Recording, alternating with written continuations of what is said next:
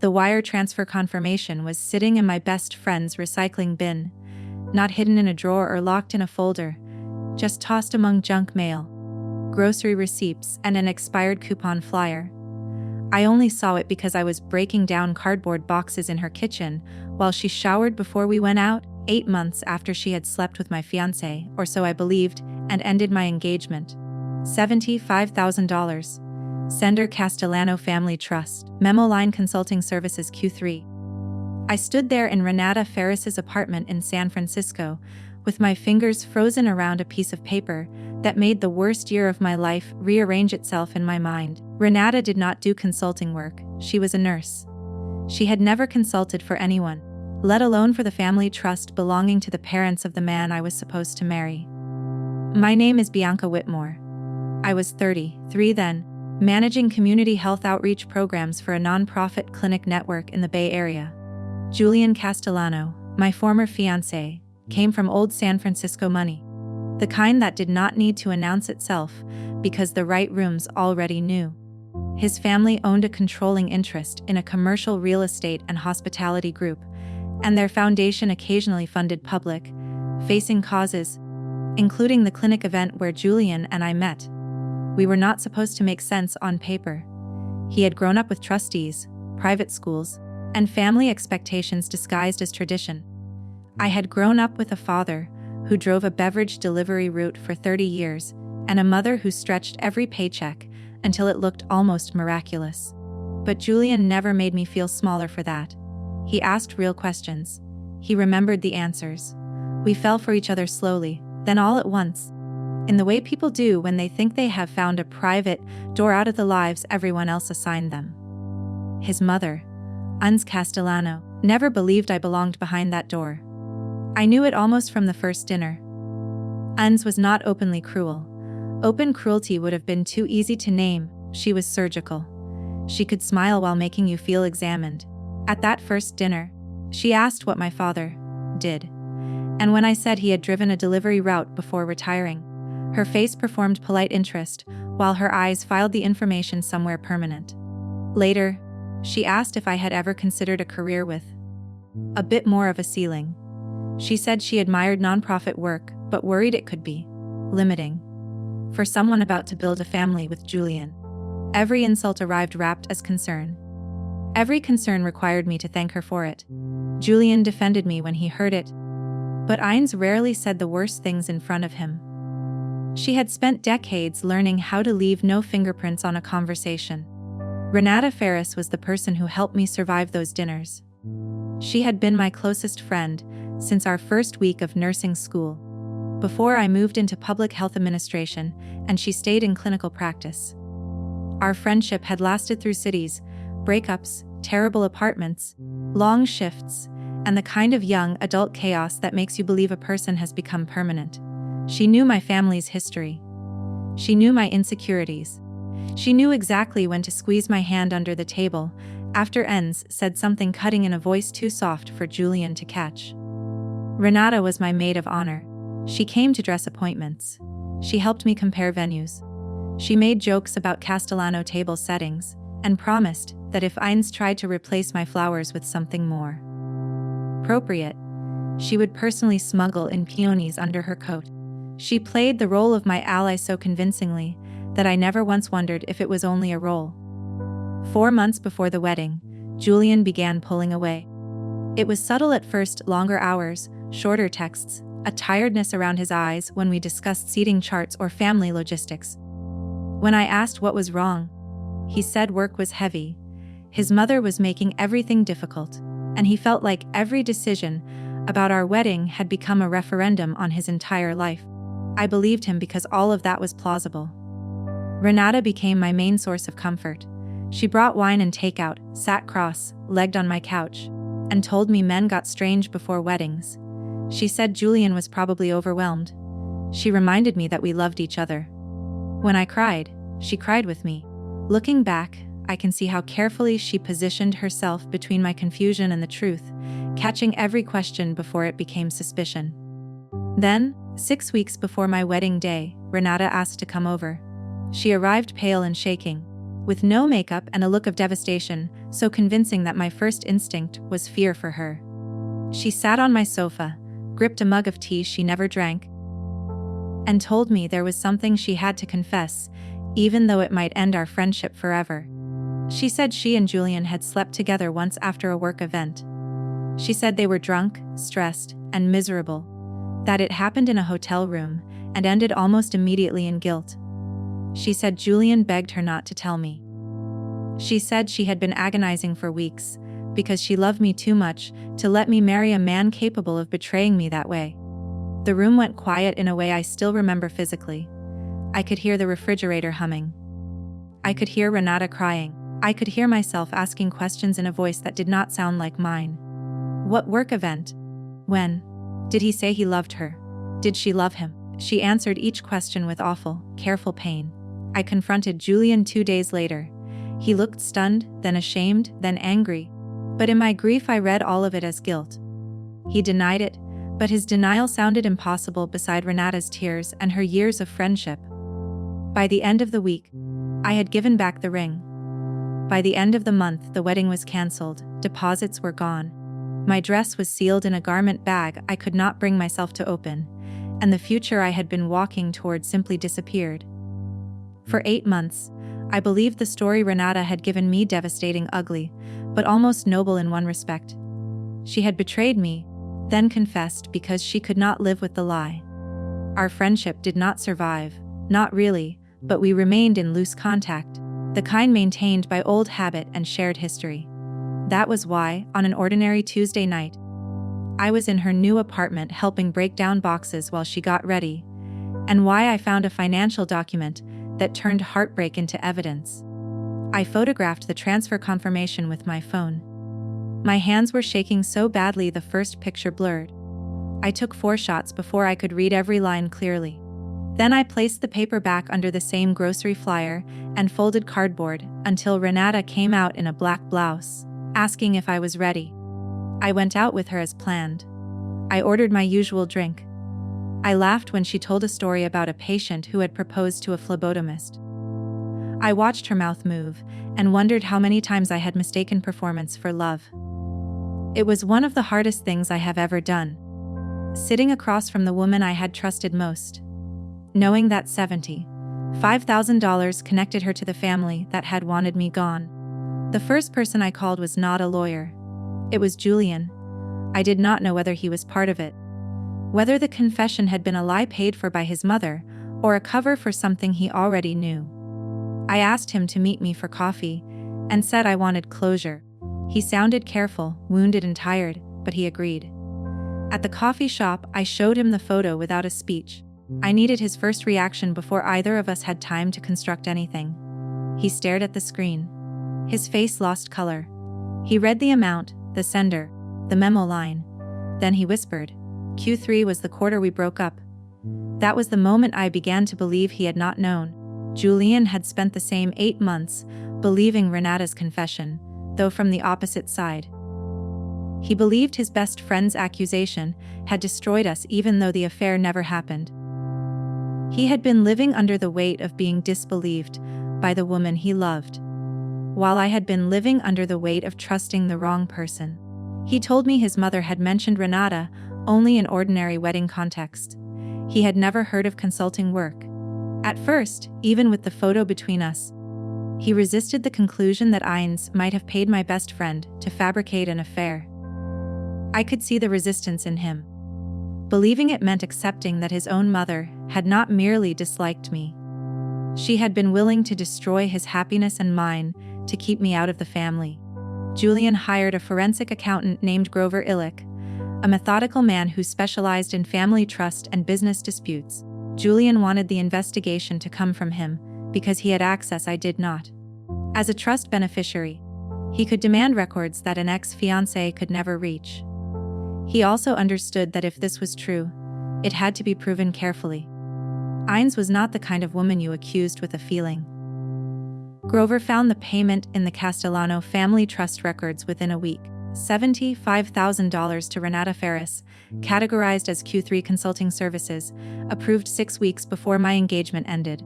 There was no invoice, no contract, no scope of work, no deliverable, and no explanation that made sense for a trust of that size. Money did not simply leave that structure without documentation, unless someone powerful wanted it to. Then Grover found emails between Ins's personal assistant and Renata. On the surface, they were vague confirmations of lunch, references to a private conversation, polite notes about following up, but when matched with calendar entries, parking receipts, and Renata's own digital trail, they showed that Ines had met my best friend alone at a downtown restaurant roughly 6 weeks before Renata began telling me Julian seemed strange. Grover also checked the supposed work event.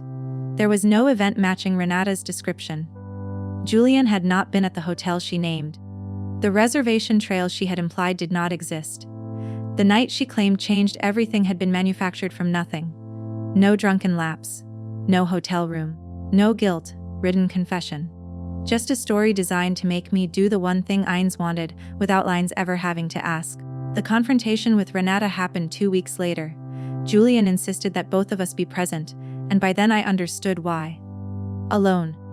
Either one of us might have been pulled back into the emotional language she knew how to use.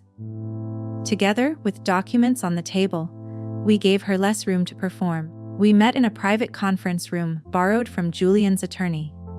Grover's file sat between us: the wire transfer, the trust records, the assistant's emails, the calendar matches, the hotel evidence. Renata walked in looking defensive before anyone spoke. When she saw me, her face softened into the expression I had once believed meant remorse.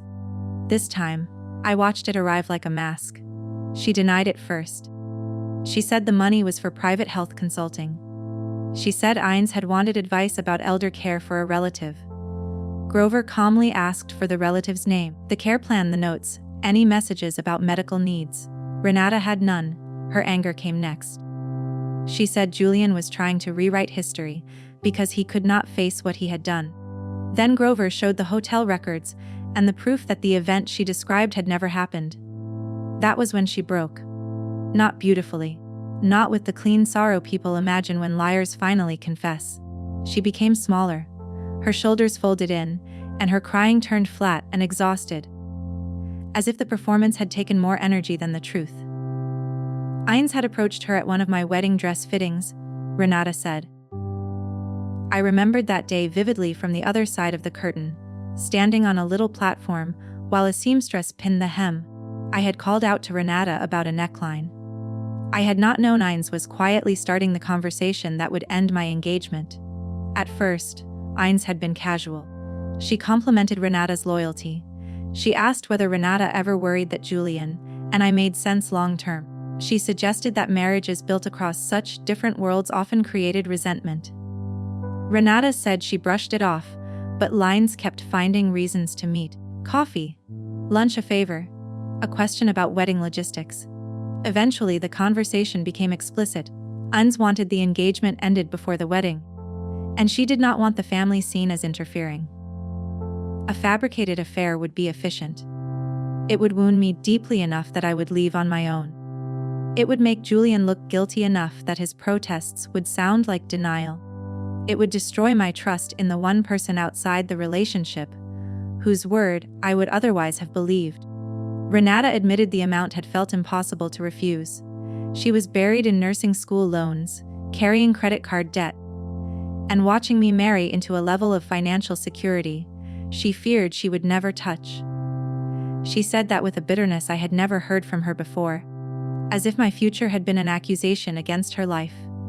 That part hurt in a different way. It meant Ines had not invented every weakness. She had found one already waiting and paid it to grow. Julian did not speak for most of the confession. He sat very still, his jaw tight, eyes fixed on Renata like he was trying to understand how a person he had welcomed into our life could have become the weapon that broke it. When he finally spoke, he asked one question. Did my mother write the story for you, or did you? Renata looked at me when she answered. Both, she said. She knew what would hurt. I knew what Bianca would believe. There are sentences that divide your life into before and after. That was one of mine. Julian stopped speaking to his mother for months. In his family, that silence was almost an earthquake. Ines managed everything: holidays, business relationships, seating charts, reputations, Apologies, no one called apologies.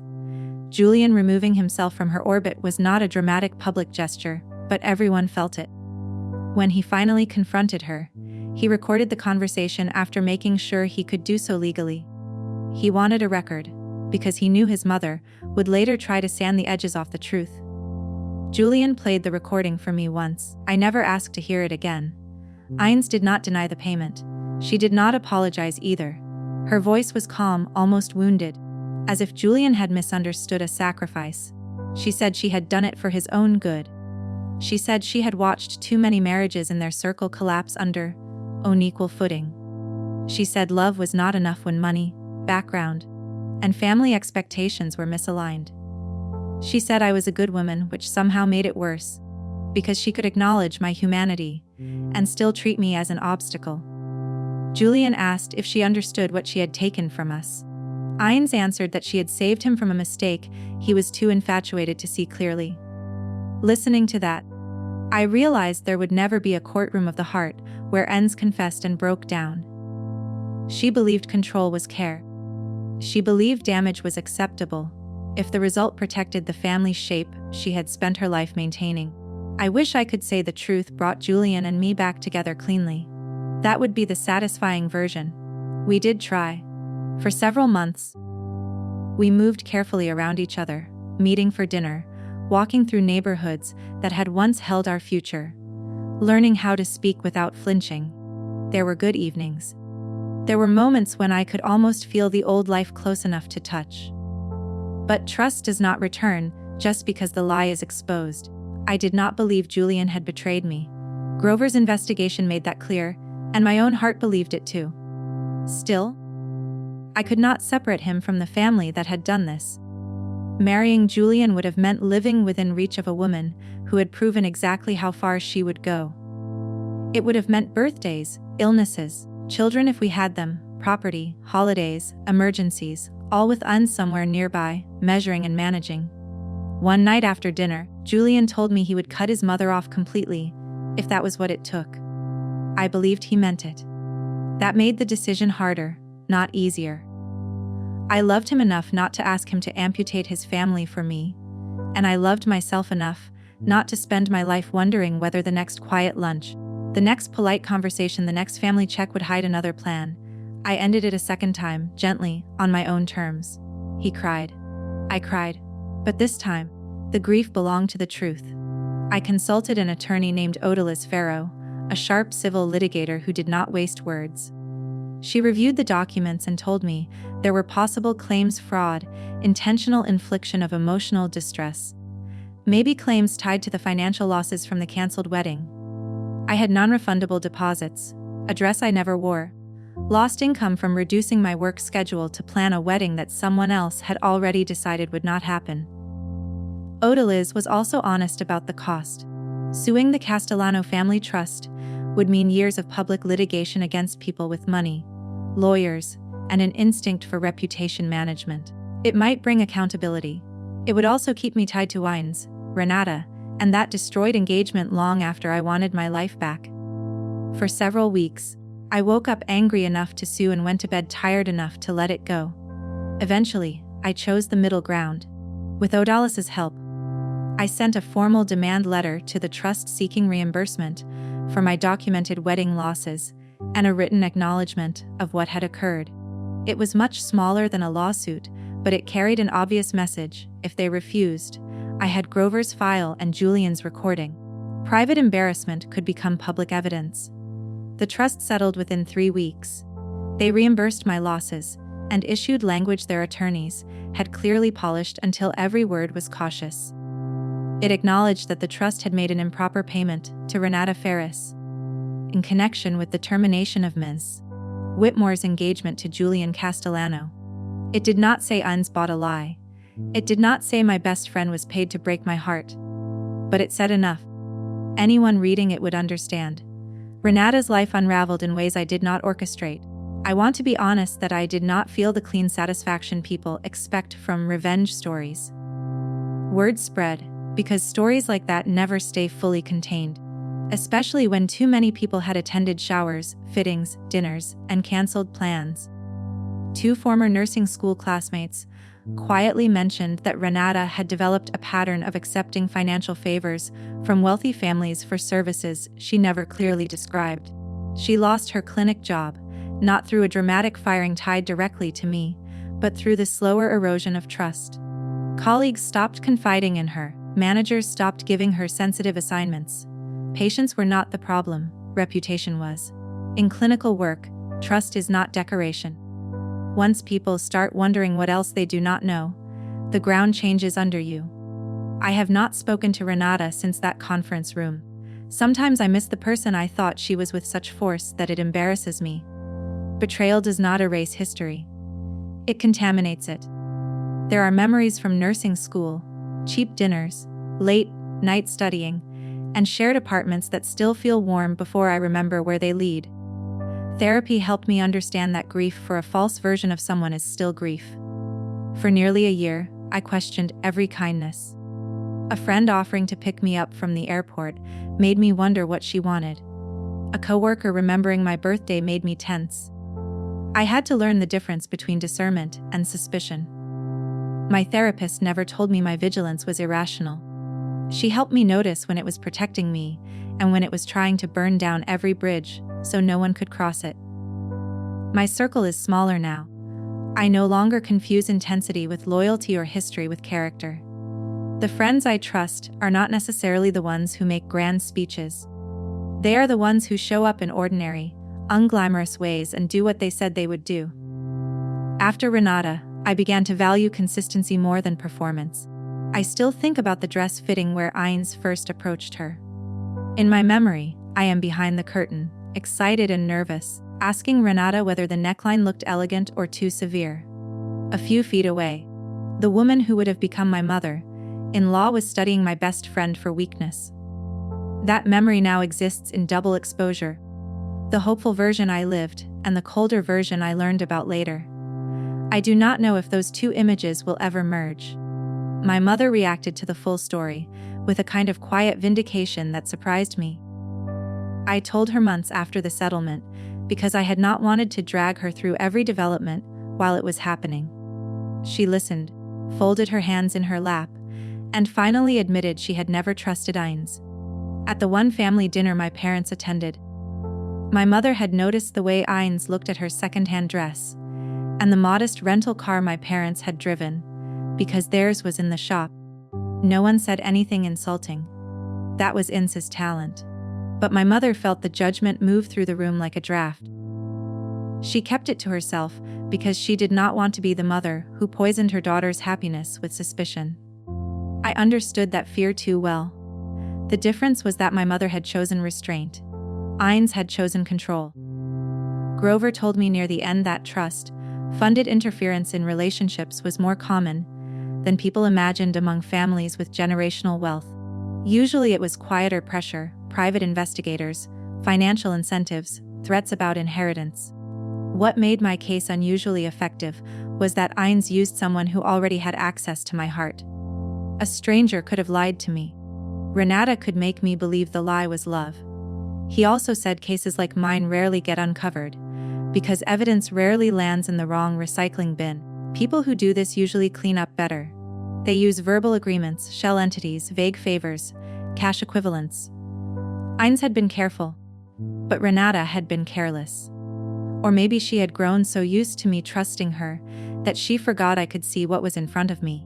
Julian and I still speak occasionally. Not often, but warmly. On the 1-year anniversary of the night I found the transfer confirmation, he sent a short message saying he hoped I was well and that he thought often about that Tuesday. He said he was grateful. In the complicated way a person can be grateful for something painful. That I had been careful enough with cardboard boxes to notice what was underneath the trash. I told him I was doing well. Mostly, I meant it. There are still days when some ordinary detail pulls me backward: the scent of cardboard, the crinkle of a receipt, a cream envelope from a law office, a wedding photo from someone else's life drifting across my phone. The difference now is that those details no longer own the whole day. They arrive, sting, and pass. I learned to stop measuring recovery by whether the story still hurt. Of course it hurt. The better measure was whether I could keep living honestly after it hurt, whether I could let good people stand near me without making them answer for Renata wins, or every room where money had spoken more loudly than love. Ends. As far as I know, has never publicly acknowledged anything beyond the settlement language. I used to imagine consequences arriving in some dramatic form, but life does not always arrange itself that neatly. Some people never fully reckon with the harm they cause. Waiting for them to become better can become its own prison. I decided I had already spent enough time inside rooms Eins controlled. I kept the photos of the wire transfer confirmation. The blurry first one and the clear fourth one are saved in a folder I named Q3 Consulting, which is darker humor than I thought I still had. I look at them sometimes, usually around the anniversary, and think about how close the truth came to staying buried. One careless piece of paper, one recycling bin, one ordinary Tuesday night. I am in a relationship now with someone outside Julian's world, a high school science teacher named Marcus. I told him the entire story on our third date, the fake affair, the paid betrayal, the trust, the canceled wedding, the recycling bin. I decided after everything that I would rather tell the truth early than spend months editing myself into someone easier to date. Marcus listened without interrupting. When I finished, he asked one question, quiet and specific. Do you still check recycling bins? I laughed, then cried a little because he had understood something without making me explain it. I told him sometimes. He said that seemed reasonable, all things considered. It was such a small response, but it held no judgment, no impatience, no demand that I perform being fully healed before I was. That is what healing has looked like for me. Not forgetting, not pretending the story became acceptable because I survived it. Healing has been learning that trust can return in smaller, wiser forms. It has been understanding that love is not proven by grand declarations at the most visible moments, but by the choices people make when no one is applauding. It has been accepting that my life did not end with the wedding that never happened or the friendship that was sold. It simply became mine again, slowly, one honest day at a time. Bianca thought the worst betrayal was losing Julian after Renata confessed to an affair that never happened. But the real wound was colder. A $75,000 payment from the Castellano family trust, hidden behind Q3 Consulting, bought the lie that destroyed her engagement. Un's used class, money, and Bianca's closest friendship as tools. And Renata knew exactly what Bianca would believe because she had spent 15 years earning that trust. What would you have done in Bianca's place after finding that wire transfer in the recycling bin? Would you have tried again with Julian once you knew he was innocent? Or would his family's manipulation have made that impossible to live with? Share this video with someone who enjoys stories about betrayal, family power, and the hard work of choosing yourself after the truth comes out. Thank you for listening all the way to the end. Subscribe for more emotional stories about love, loyalty secrets, and the moments when people finally see who is really standing beside them. Until next time, take care of your heart and trust the quiet truth when it finally finds its way into the light. If you know someone who needs to hear this, share this video with them. Thank you for being here. Drop a comment, hit subscribe, and I'll see you in the next one.